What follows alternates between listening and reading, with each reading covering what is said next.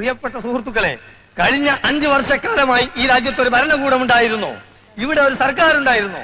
ഇവിടെ ഒരു മുഖ്യമന്ത്രി ഉണ്ടായിരുന്നോ എന്ന് ചോദിക്കാൻ ഞാൻ ആഗ്രഹിക്കുകയാണ്. ഇല്ലായിരുന്നു സുഹൃത്തുക്കളെ, ഇല്ലായിരുന്നു.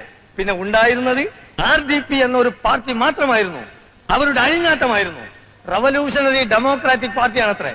എന്ത് റവല്യൂഷണറി, എന്ത് ഡെമോക്രസി എന്നാണ് ഞാൻ ചോദിക്കുന്നത്. അതിനുള്ള ശിക്ഷ നിങ്ങൾ അവർക്ക് നൽകി കഴിഞ്ഞു. ഇന്ത്യൻ നാഷണൽ സെക്യുലർ പാർട്ടി നിങ്ങളുടെ പാർട്ടിയാണ്, ജനങ്ങളുടെ ആശയാഭിലാഷങ്ങളുടെ പാർട്ടിയാണ്. പിന്നെ ഞങ്ങളുടെ കൂടെ വർഗീയ പാർട്ടികളുണ്ടെന്ന് RDPക്കാർ ആരോപിക്കുന്നുണ്ട്. അത് തെറ്റാണ് സുഹൃത്തുക്കളെ. പിന്നെ വർഗീയ പാർട്ടി ഇല്ലെന്ന് പറഞ്ഞുകൂടാ. ഞങ്ങളുടെ കൂടെ ചേർന്ന ശേഷം അവരിൽ യാതൊരു വർഗീയതയും ഞാൻ കണ്ടിട്ടില്ല. അല്പസ്വല്പം കോഴി ബിരിയാണി കഴിക്കുന്നത് വർഗീയതയാണോ എന്ന് ഞാൻ വെല്ലുവിളിക്കാണ്.